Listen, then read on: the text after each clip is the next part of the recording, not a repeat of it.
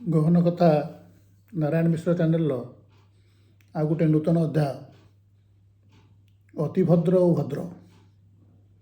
ଜଣେ ଅତିଭଦ୍ର ଆଉ ଜଣେ ଅଭଦ୍ର, ଏ ବିଷୟରେ ଆଜି ଆଲୋଚନା କରିବା।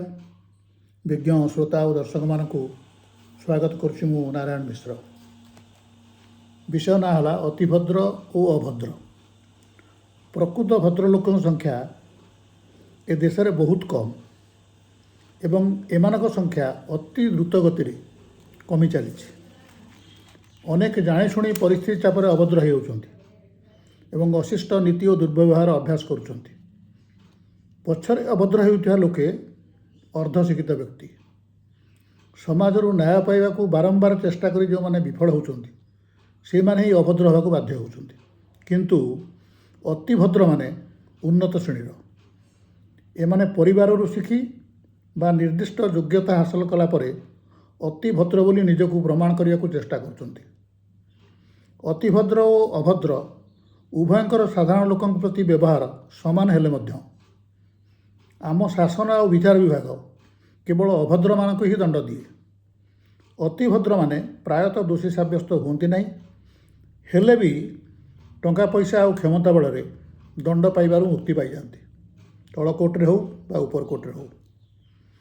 ପର ଝିଅ ବୋହୂ ଆଡ଼େ ଚାହିଁବା ବା ସେମାନଙ୍କୁ ଅଶାଳୀନ ମନ୍ତବ୍ୟ ଦେବା ଅଭଦ୍ରାମୀ। କିନ୍ତୁ ପର ଝିଅ ବୋହୂଙ୍କ ମେଳରେ କ୍ଲବରେ ମଦ ପିଇବା ଅତିଭଦ୍ରାମୀ।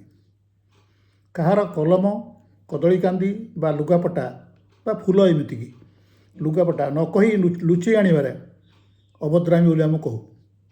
କିନ୍ତୁ ସରକାରରେ ରହି ଶାସନ କରି ଜନସାଧାରଣଙ୍କ ସରକାରୀ କାରଖାନା ବିକ୍ରିରେ କୋଟିଏ ଟଙ୍କା କମିଶନ ନେଲେ ବି ସେଇଟା ଅତିଭଦ୍ରାମୀ। ଲୁଙ୍ଗି ଗାମୁଛା ପିନ୍ଧି ଖୋଲା ଦେହରେ ତାସ ଖେଳିଲେ ଆମେ କହୁ ଅଭଦ୍ରାମୀ। କିନ୍ତୁ କୋଟ୍ ଟାଇ ପିନ୍ଧି ଜୁଆ ଖେଳିଲେ ସେଇଟା ଅତିଭଦ୍ରାମୀ। ଅଭଦ୍ରମାନଙ୍କର ଅଶିଷ୍ଟ ବ୍ୟବହାର ପ୍ରଦର୍ଶନରେ ଡର ଥାଏ। କାଳେ କିଏ ଜାଣିଦେବ, କାଳେ କିଏ ପଦେ କହିବ, କାଳେ କିଏ ଦେଖିଦେବ, କାଳେ ଦଣ୍ଡ ମିଳିଯିବ। କିନ୍ତୁ ଅତିଭଦ୍ରମାନଙ୍କୁ ଅନ୍ୟ ପ୍ରତି ଅଶିଷ୍ଟ ବ୍ୟବହାର ଦେଖାଇବାକୁ ଗୋଟେ ଟ୍ରେନିଂ ଦିଆଯାଏ। ଶୁଣାଯାଉଛି ଯେ ଯେଉଁମାନେ ସର୍ବଭାରତୀୟ ପରୀକ୍ଷାରେ କୃତକାର୍ଯ୍ୟ ହୁଅନ୍ତି ତାଙ୍କୁ କୁଆଡ଼େ ଲୋକଙ୍କ ସହିତ ମିଶିବାକୁ ଦିଆଯାଏନି ଏବଂ ଅଲଗା ପ୍ରକାର ବ୍ୟବହାର ଦେଖାଇବାକୁ ଟ୍ରେନିଂ ଦିଆଯାଏ। ଅଭଦ୍ରମାନେ ସବୁବେଳେ ସବୁ ଜାଗାରେ ବକର ବକର ହେଉଥାନ୍ତି, ଯେତିକି କରନ୍ତି ତାଠୁ ଅଧିକ ଗପନ୍ତି। କିନ୍ତୁ ଅତିଭଦ୍ରମାନେ ଖୁବ୍ କମ୍ କଥା କହନ୍ତି, ବେଳେବେଳେ କିଛି ନ କହି ସାମାନ୍ୟ ମୂର୍ଖିୟସା ଦିଅନ୍ତି ବା ମୁଣ୍ଡ ହଲାନ୍ତି।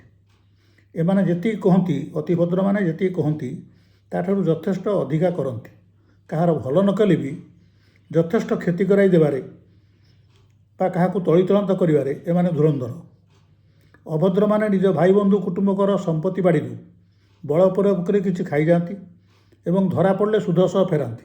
କିନ୍ତୁ ଅତିଭଦ୍ରମାନେ ଶୂନ୍ୟରୁ ଆସୁଥିବା ବିଶ୍ୱ ବ୍ୟାଙ୍କ ଋଣ ବା ଘର ସାହାଯ୍ୟ ଟଙ୍କା ବା ବନ୍ୟା ସାହାଯ୍ୟ ଟଙ୍କା ବା ବିଦେଶୀ ଅନୁଦାନ, ଏହି ପ୍ରକାର ଜିନିଷରୁ ଏକାଥରକେ ମୁହଁ ପୂରେଇ ଶୋଷି ନିଅନ୍ତି।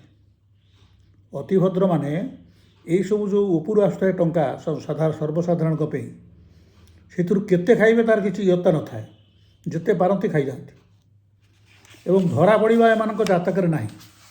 ଏମାନେ ଆଦୌ ଧରା ପଡ଼ନ୍ତି ନାହିଁ, ମିଳିମିଶି ଖାଆନ୍ତି।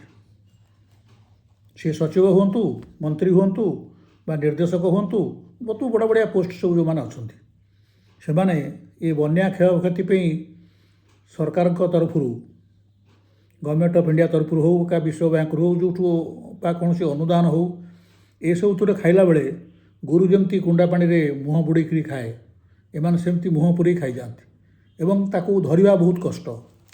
କାରଣ ଧରିବ କିଏ? ଡିପାର୍ଟମେଣ୍ଟର ସବୁଠୁ ଉପର ସ୍ତରରେ ସେମାନେ ଅଛନ୍ତି, ତେଣୁ ତାଙ୍କୁ ଧରିବା ଏତେ ସହଜ ନୁହଁ। ନା, ଲୋକମାନେ ଜାଣି ବି ପାରନ୍ତି ନାହିଁ ଯେ ସେମାନେ କେତେ ଖାଉଛନ୍ତି, କେତେ ଆସିଥିଲା ଏବଂ କେତେ ଖାଆନ୍ତି। ସବୁ ଅତିଭଦ୍ରମାନେ ପରସ୍ପର ପ୍ରତି ନଜର ରଖିଥାନ୍ତି। କିଏ କେତେ ଉଠିଲା, କିଏ କେତେ କ'ଣ କରିଗଲା, ଏମାନେ ସବୁ ନଜର ରଖନ୍ତି। ମିଳିମିଶି ସର୍ବସାଧାରଣଙ୍କ ସମ୍ପତ୍ତି ଆତ୍ମସାତ କରୁଥିବାରୁ କେହି କାହା ବିରୁଦ୍ଧରେ ପାଟି ଖୋଲନ୍ତି ନାହିଁ। ଯଦି ବା କେବେ କାହା ବିରୁଦ୍ଧରେ ତଦନ୍ତ କମିଶନ ବସିଯାଏ, କମିଶନର ଫଳ ଆସେନି। ଫଳ ଆସିଲେ ବି ସେ ସର୍ବସାଧାରଣକୁ ଦେଖାଯାଏନି। ସର୍ବସାଧାରଣ ଜାଣିଲେ ବି ତା ଉପରେ କିଛି ଆକ୍ସନ୍ ନିଆଯାଏନି। ATR, ଆକ୍ସନ୍ ଟେକେନ୍ ରିପୋର୍ଟ, ତଦନ୍ତ କମିଶନ ଉପରେ ଆଦୌ ହୁଏ ନାହିଁ। କିନ୍ତୁ ଅତିଭଦ୍ରମାନଙ୍କର କୁ ମାରି ଖାଦ୍ୟ ପାଇବା ଗୋଷ୍ଠୀ ଭାବ ବା ଏକତା, ଯେଉଁ ଏକାଠି ମିଳିମିଶି ଖାଇବା, ଏଇଟା ଅତିଭଦ୍ରମାନଙ୍କର ଅଛି। ଅଭଦ୍ରମାନଙ୍କର ଏକାଠି ମିଳିମିଶି ଖାଇବା ନାହିଁ। ସେମାନେ ସ୍ୱାର୍ଥପର, ସେ ନିଜେ ଖାଆନ୍ତି। କିନ୍ତୁ ଉପରସ୍ତରର ଲୋକେ ମିଳିମିଶି ଖାଆନ୍ତି। ସେ ମନ୍ତ୍ରୀ ହୁଅନ୍ତୁ, ସଚିବ ହୁଅନ୍ତୁ, ନିର୍ଦ୍ଦେଶକ ହୁଅନ୍ତୁ, ଚିଫ୍ ଇଞ୍ଜିନିୟର ହୁଅନ୍ତୁ, ପ୍ରିନ୍ସିପାଲ ଚିଫ୍ ଇଞ୍ଜିନିୟର ହୁଅନ୍ତୁ, ଯାହା ବି ହୁଅନ୍ତୁ, ସବୁ ବଡ଼ ବଡ଼ ଲୋକ ଯେଉଁମାନେ ଅଛନ୍ତି ସେମାନେ ମିଳିମିଶି ଖାଆନ୍ତି। ଅତିଭଦ୍ରମାନେ ମିଳିମିଶି ଖାଆନ୍ତି, ଅଭଦ୍ରମାନେ ଏକୁଟିଆ ଖାଆନ୍ତି। କୌଣସି ଚତୁର୍ଥ ଶ୍ରେଣୀ କର୍ମଚାରୀ ଯଦି ମୁହଁରେ ଜବାବ ଦେଇ କଥାବାର୍ତ୍ତା କଲେ ଆମେ କହୁ ତାକୁ ଅଭଦ୍ରାମୀ। କିନ୍ତୁ ସ୍ୱାମୀଙ୍କ ଠାରୁ ଦୂରରେ ଚାକିରି କରିଥିବା କୌଣସି ଆଭିଜାତ୍ୟ ସମ୍ପନ୍ନ ମହିଳା, ତାଙ୍କ ପକ୍ଷରେ ଚତୁର୍ଥ ଶ୍ରେଣୀ କର୍ମଚାରୀଙ୍କ ଦ୍ୱାରା ସ୍ୱାମୀଙ୍କର ସମସ୍ତ କର୍ତ୍ତବ୍ୟ କରାଇ ନେବା ଅତିଭଦ୍ରାମୀ। ମୁଁ ଆଉ ଥରେ କହୁଛି, କୌଣସି ଚତୁର୍ଥ ଶ୍ରେଣୀ କର୍ମଚାରୀ ପକ୍ଷରେ ମୁହଁରେ ଜବାବ ଦେବା ବା କଥାବାର୍ତ୍ତା କରିବା ଅଭଦ୍ରାମୀ। କିନ୍ତୁ ସ୍ୱାମୀଙ୍କ ଠାରୁ ଦୂରରେ ରହୁଥିବା ଏବଂ ଚାକିରି କରିଥିବା କୌଣସି ଆଭିଜାତ୍ୟ ସମ୍ପନ୍ନର ମହିଳାଙ୍କ ପକ୍ଷରେ ଚତୁର୍ଥ ଶ୍ରେଣୀ କର୍ମଚାରୀ ସହ ବା ତାକୁ ଧରି ସ୍ୱାମୀଙ୍କର ସମସ୍ତ କର୍ତ୍ତବ୍ୟ କରାଇ ନେବାଟା ଅତିଭଦ୍ରାମୀ। ଆଉ ଯଦି ସେ କାର୍ଯ୍ୟ କରିବାରେ ଚତୁର୍ଥ ଶ୍ରେଣୀ କର୍ମଚାରୀ ବା କୌଣସି କିରାଣୀ ଅମଙ୍ଗ ହୁଏ, ତାହେଲେ ତା ବିରୁଦ୍ଧରେ କାର୍ଯ୍ୟାନୁଷ୍ଠାନ ହେବ। ତେଣୁ ସେ ସ୍ତରରେ, ଉପର ସ୍ତରରେ ଅନୈତିକ କାର୍ଯ୍ୟଟାକୁ ନୈତିକ ବୋଲି ଧରାଯାଏ। ଯେଉଁଟାକ ଅଭଦ୍ରମାନେ ଅନୈତିକ କାର୍ଯ୍ୟ ବୋଲି କହନ୍ତି, ସେଇଟା ଅତିଭଦ୍ରମାନଙ୍କ ପାଖରେ ସେଇଟା ନୈତିକ କାର୍ଯ୍ୟ। କୌଣସି ମିଟିଂ ବା ସମ୍ମିଳନୀ ମଝିରେ ଖବରକାଗଜ ପଢ଼ିବା ବା ଅନ୍ୟମନସ୍କ ହେବା ଅଭଦ୍ରାମୀ। କିନ୍ତୁ ମିଟିଂ ଚାଲିଥିବା ବେଳେ ବାରମ୍ବାର ମୋବାଇଲରେ କଥାବାର୍ତ୍ତା ହେବା, ଫୋନ୍ରେ ବ୍ୟସ୍ତ ରହିବା ବା ଟିକେ ଜରୁରୀ କାମ ଅଛି କହି ଉଠି ଚାଲିଯିବା, ଏସବୁ ଅତିଭଦ୍ରାମୀ। ସ୍ତ୍ରୀଙ୍କୁ ନ ନେଇ ବାହାଘରରେ ଏକା ଯାଇ ନିମନ୍ତ୍ରଣ କରିବା ଅଭଦ୍ରାମୀ। ଆପଣଙ୍କର ପୁଅ ବାହାଘର ହେଉଛି ବା ଝିଅ ବାହାଘର ହେଉଛି ବା କାହାର ବ୍ରତଘର ହେଉଛି, କୌଣସି ଫଙ୍କସନ୍ ହେଉଛି, ଏଥିରେ ଏକୁଟିଆ କାହା ଘରକୁ ଯାଇକରି ନିମନ୍ତ୍ରଣ କରିବାଟା ଆମେ କହୁ ଅଭଦ୍ରାମୀ। ଦୁଇ ଜଣ ଯାକ ଆସିବା କଥା। କିନ୍ତୁ ଟେଲିଫୋନ୍ରେ ନିମନ୍ତ୍ରଣ କରି ନିଶ୍ଚୟ ଆସିବେ କହିବାଟା ଅତିଭଦ୍ରାମୀ। ଯେଉଁମାନେ ଚାହାନ୍ତି ନାହିଁ ଯେ ଏ ଲୋକ ଆସୁ, ସେଇମାନଙ୍କୁ ହିଁ ହ୍ୱାଟ୍ସଆପ୍ରେ ବା ଟେଲିଫୋନ୍ରେ କହିଦିଆଯାଏ। ଚାହାନ୍ତି ନା ସେ ଲୋକ ଆସିଲେ କେତେ, ନ ଆସିଲେ କେତେ। ପୁଅ ଝିଅଙ୍କ ବିବାହ ବ୍ରତ ଇତ୍ୟାଦି ହେଉ ବା ଘର ପ୍ରତିଷ୍ଠା ହେଉ, ଯିଏ ନ ଆସିଲେ ଚଳିବ, ଯାହାକୁ ଡାକିବାର ଯୋଜନା ନଥିବ, ସେଇ ମ୍ଲେଚ୍ଛମାନଙ୍କୁ ଅତିଭଦ୍ର ବ୍ୟକ୍ତିମାନେ ରାଣ ନିୟମ ପକାଇ ଟେଲିଫୋନ୍ରେ ବା ହ୍ୱାଟ୍ସଆପ୍ରେ ନିମନ୍ତ୍ରଣ କରନ୍ତି। ଯେଉଁମାନେ ଆସିବାଟା ଆମେ ଚାହୁଁନୁ, ଅତିଭଦ୍ରମାନେ ଚାହୁଁନାହାନ୍ତି, ସେଇଭଳି ଲୋକମାନଙ୍କୁ ଟେଲିଫୋନ୍ରେ ନିମନ୍ତ୍ରଣ କରାଯାଏ, ନିଶ୍ଚୟ ଆସିବେ ବୋଲି କୁହାଯାଏ ବା ହ୍ୱାଟ୍ସଆପ୍ରେ ମେସେଜ୍ ପଠାଇଛି ବୋଲି କୁହାଯାଏ। ଟେଲିଫୋନ୍ର ଗୋଟେ ଫଟୋ ହ୍ୱାଟ୍ସଆପ୍ରେ ପଠାଇ ଦିଆଯାଏ। ଟେଲିଫୋଟୋ କହୁଛି, ଯେଉଁ ଆପଣଙ୍କର ନିମନ୍ତ୍ରଣ ପତ୍ର ଯେଉଁ ଛପା ହେଇଥାଏ, ତାଙ୍କ ଲୋକଙ୍କ ଘରକୁ ତ ଯାଆନ୍ତିନି, ତାଙ୍କୁ ଟେଲିଫୋନ୍ରେ କହିଦିଅନ୍ତି ଏବଂ ଦରକାର ପଡ଼ିଲେ ହ୍ୱାଟ୍ସଆପ୍ରେ ପଠାଇ ଦିଅନ୍ତି। ଏହି ପ୍ରକାର ନିମନ୍ତ୍ରଣରେ ଯେଉଁମାନେ ଆସିବା ଅତିଭଦ୍ରମାନେ ଚାହୁଁନାହାନ୍ତି, ସେମାନଙ୍କ ପାଖକୁ ପଠାଯାଏ। ସେମାନଙ୍କୁ ଏହି ପ୍ରକାର ନିମନ୍ତ୍ରଣ କରାଯାଏ। ଟେଲିଫୋନ୍ର ରିଙ୍ଗ୍ ବାଜିଲା କ୍ଷଣି ଯେଉଁମାନେ ଦୌଡ଼ି ଯାଇକରି ଟେଲିଫୋନ୍ ଧରନ୍ତି, ଆମେ ତାଙ୍କୁ କହୁ ଅଭଦ୍ର। ଟେଲିଫୋନ୍ଟା ଆସୁଛି, ଦୌଡ଼ିକି କ'ଣ ଯାଉଛୁ? କାରଣ କିଏ ଟେଲିଫୋନ୍ କରୁଛି, କ'ଣ ପାଇଁ କରୁଛି ନ ଜାଣି ଆମ କଥା ଆଗ ବଖାଣିବା ଅଭଦ୍ରାମୀ। କିନ୍ତୁ ଯେକୌଣସି ସମୟରେ ଟେଲିଫୋନ୍ କଲେ ବି ଯଦି ଶୁଣିବାକୁ ମିଳୁଛି ସାହେବ ବାଥରୁମ୍ରେ ଅଛନ୍ତି, ସେଇଟା ଅତିଭଦ୍ରାମୀ। ସାହେବ ପୂଜା କରୁଛନ୍ତି, ସେଇଟା ବି ଅତିଭଦ୍ରାମୀ। ଆମର ସାହେବମାନେ ଭାରତରେ କେବଳ ଦୁଇଟି କାମ କରନ୍ତି, ଗୋଟେ ପୂଜା କାମ କରନ୍ତି ବା ବାଥରୁମ୍ରେ ଥାନ୍ତି, ଏବଂ ଦ୍ୱିତୀୟ କାମ ହେଉଛି ଯେ ମିଟିଂରେ ଅଛନ୍ତି। ତେଣୁ ଏତିକି ଶୁଣିବା ଯେତେବେଳେ ଆପଣଙ୍କ ପାଖରେ ସମ୍ଭବ ହେଲା, ଆପଣ ଶୁଣିଲେ ଟେଲିଫୋନ୍ କରି, ଜାଣନ୍ତୁ ଯେ ଟେଲିଫୋନ୍ ଯାହା କରିଛନ୍ତି ସେ ନିଶ୍ଚୟ ଅତିଭଦ୍ର। ସାହେବ ହୋଇଯିବା ପରେ ସାହେବମାନେ ଏବଂ ତାଙ୍କ ପିଲାମାନେ ବାଥରୁମ୍ ଆଉ ବେଡ଼ରୁମ୍ ମଧ୍ୟରେ କିଛି ପାର୍ଥକ୍ୟ ଦେଖନ୍ତିନି।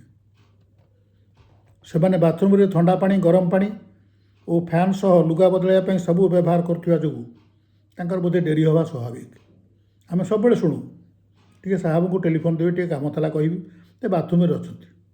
ଯେ ସାହେବଙ୍କର କ'ଣ କିଛି କାମ ନାହିଁ, କେବଳ ବାଥରୁମ୍ରେ ରହନ୍ତି, ନହେଲେ ପୂଜା କରୁଥାନ୍ତି, ନହେଲେ ମିଟିଂରେ ଅଫିସରେ ଥିଲେ ମିଟିଂରେ ଅଛନ୍ତି, ସାହେବ ବ୍ୟସ୍ତ ଅଛନ୍ତି।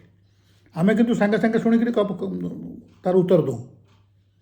ଅତିଭଦ୍ରମାନେ ଉତ୍ତର ଦିଅନ୍ତି ନାହିଁ ସାଙ୍ଗେ ସାଙ୍ଗେ, ଆମେ କହିଦିଅ ମୁଁ ପରେ କଥା ହେବି।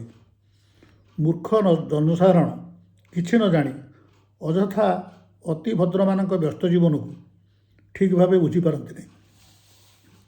ସେମାନେ ଅତି ବ୍ୟସ୍ତ ରହିଥିବା ଦେଖେଇ ହୁଅନ୍ତି ଏବଂ ସେ ଦେଖେଇବାଟା ତାଙ୍କୁ ଟ୍ରେନିଂ ଦିଆଯାଇଥାଏ।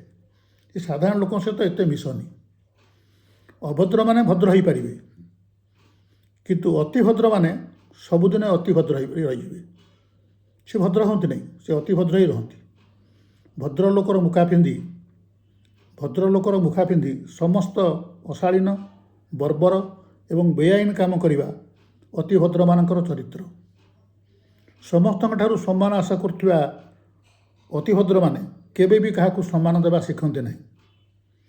ଅଭଦ୍ରାମୀ ଏକ ଗୁଣ ହୋଇପାରେ, କିନ୍ତୁ ଅତିଭଦ୍ରାମୀ ଏକ ରୋଗ। ଆଉ ଥରେ ମୁଁ କହୁଛି, ଅଭଦ୍ରାମୀ ଏକ ଖରାପ ଗୁଣ ହୋଇପାରେ, କିନ୍ତୁ ଅତିଭଦ୍ରାମୀ ହେଉଛି ଏକ ରୋଗ।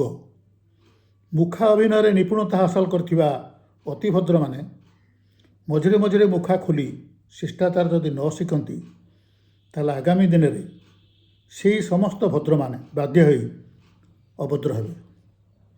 ଯେଉଁମାନେ ଆଜି ଅଭଦ୍ର ଅଛନ୍ତି ସେମାନେ ତ ଅଭଦ୍ର ରହିବେ, ସେମାନେ ଅତି ସାମାନ୍ୟ ଭଦ୍ରାମୀ ଶିଖିଛନ୍ତି। କିନ୍ତୁ ଅତିଭଦ୍ରମାନେ ଯେଉଁ ମୁଖା ପିନ୍ଧିକିରି ଅତିଭଦ୍ରାମୀ ଦେଖାଉଛନ୍ତି, ଯଦି ସେ ମୁଖା ନ ଖୋଲନ୍ତି, ଶିଷ୍ଟାଚାର ନ ଶିଖନ୍ତି, ତାହେଲେ ଏଇ ଅଭଦ୍ରମାନେ ତାଙ୍କୁ ଯେକୌଣସି ସମୟରେ ବୁଦ୍ଧି ଶିଖାଇ ଦେବେ। ସେ ବେଳ ଆସିଗଲାଣି। ତେଣୁ ସାମାଜିକ ଅବସ୍ଥା ବର୍ତ୍ତମାନ ଯାହା, ଏଥିରେ ଦୁଇ ପ୍ରକାର ଲୋକ ଅଛନ୍ତି। ଗୋଟିଏ ହେଲେ ଅତିଭଦ୍ର, ଆଉ ଗୋଟିଏ ହେଲେ ଅଭଦ୍ର। ଏଇ ଅତିଭଦ୍ରମାନେ ଯେଉଁମାନେ ବି ଅଛନ୍ତି ବର୍ତ୍ତମାନ, କେତେ ଗୁଡ଼ିଏ ଗୁଣ ଆମେ କହିଲୁ, ସବୁଯାକ ତ କହିବା ସମ୍ଭବ ନୁହଁ, ଶିଷ୍ଟାଚାର ହେବନି। କିନ୍ତୁ ସେମାନେ ଯଦି ତାଙ୍କର ମୁଖା ନ ଖୋଲନ୍ତି, ସର୍ବସାଧାରଣ ଯେଉଁମାନଙ୍କ ଯୋଗୁଁ ସେମାନେ ତିଷ୍ଠିଛନ୍ତି, ତାଙ୍କୁ ଶିଷ୍ଟ ବ୍ୟବହାର ନ ଦେଖାନ୍ତି, ଆଗାମୀ ଦିନରେ ଏହି ଅଭଦ୍ରମାନେ ମିଶି ଅତିଭଦ୍ରମାନଙ୍କୁ କିଭଳି ବ୍ୟବହାର ଦେଖାଇବେ ତାହା କଳ୍ପନା କରିହେବନି। ତେଣୁ ଦେଖେଇ ହେବା ଅତିଭଦ୍ରାମୀ ଛାଡ଼ନ୍ତୁ, ଯେଉଁମାନଙ୍କର ବି ଅଛି, ଖୁବ୍ କମ୍ ଲୋକଙ୍କର ଥାଇପାରେ, ବେଶୀ ଲୋକଙ୍କର ଥାଇପାରେ, କିନ୍ତୁ ଏମିତି ଅଛନ୍ତି। ତେଣୁ ଅତିଭଦ୍ରାମୀର ମୁଖାଟାକୁ ଖୋଲିବାକୁ ପଡ଼ିବ ଏବଂ ସର୍ବସାଧାରଣଙ୍କ ସହିତ ମିଶିବାକୁ ପଡ଼ିବ। ସେଇଟା ହିଁ ଶିଷ୍ଟାଚାର ପ୍ରକୃତି। ମୁଁ ଭାବୁଛି କାହା ବିଷୟରେ କୁହାହେଉଛି, କାହିଁକି କୁହାହେଲା, ଆପଣମାନେ ଭଲ ଭାବେ ବୁଝିପାରୁଛନ୍ତି। ଆପଣମାନେ ବି ଚେଷ୍ଟା କରନ୍ତୁ, ଯାହା ଭାବୁଛନ୍ତି ସେଇଭଳି ବ୍ୟବହାର ଦେଖାନ୍ତୁ। ଯେଉଁଟା ଆପଣ ଶିଷ୍ଟାଚାର ବୋଲି ଭାବୁଛନ୍ତି, ଯେଉଁଟା ନୈତିକ ବୋଲି ଭାବୁଛନ୍ତି, ଅନୈତିକତା ଦେଖାଇବା, ଅନୈତିକ କାର୍ଯ୍ୟ କରିବା ବା ଅତିଭଦ୍ରାମୀ ଦେଖାଇକରି ଲୋକଙ୍କୁ ଘୃଣ୍ୟ ଚକ୍ଷୁରେ ଦେଖିବା, ଏସବୁ ଯେପର୍ଯ୍ୟନ୍ତ ଆପଣ ନ ଛାଡ଼ିଛନ୍ତି, ଈଶ୍ୱର କେବେ ଆପଣଙ୍କ ପ୍ରତି ଖୁସି ହେବେନି, ଆପଣଙ୍କୁ କେବେ ଆଶୀର୍ବାଦ କରିବେନି। କାରଣ ପ୍ରତ୍ୟେକ ମଣିଷ ତା'ର ପୂର୍ବଜନ୍ମର କର୍ମ ଅନୁସାରେ ଗୋଟେ ପୋଜିସନ୍ ପାଇଛି, ଗୋଟିଏ ଜାଗାରେ ଅଛି। ସେ ଯାହା କରୁଛି, ଯାହା ରୋଜଗାର କରୁଛି, ଯେଭଳି ଚଳୁଛି, ଏସବୁ ବିଧି ନିର୍ଦ୍ଦିଷ୍ଟ। ତେଣୁ ୟାକୁ ଯଦି ଆପଣ ଘୃଣ୍ୟ ଚକ୍ଷୁରେ ଦେଖନ୍ତି ଏବଂ ନିଜର ଦେଖେଇବା ଗୁଣକୁ ଆଗକୁ ନିଅନ୍ତି, ଅତିଭଦ୍ର ହୁଅନ୍ତି, ଆଜି ନହେଲେ କାଲି ଆପଣଙ୍କର ସେ ମୁଖା ଏଇ ଅଭଦ୍ରମାନେ ଖୋଲିଦେବେ, ନିଶ୍ଚିତ ଖୋଲିଦେବେ। ଆଜି ପାଇଁ ଏତିକି। ଯଦି ଚ୍ୟାନେଲଟି ସବସ୍କ୍ରାଇବ୍ କରିନାହାନ୍ତି କରିନେବେ। ଭିଡ଼ିଓଟି ଭଲ ଲାଗିଲେ ଲାଇକ୍ ସେୟାର କରିବେ। ଆଶା କରୁଛି ଯେ ଆପଣମାନଙ୍କର ଏବଂ ମୋର ଏ ସମ୍ପର୍କ ସବୁଦିନ ପାଇଁ ଏମିତି ଥାଉ। ଆପଣମାନଙ୍କୁ ଏବଂ ଆପଣଙ୍କ ପରିବାରକୁ ଭଗବାନ ଶାନ୍ତିରେ ରଖନ୍ତୁ। ନମସ୍କାର।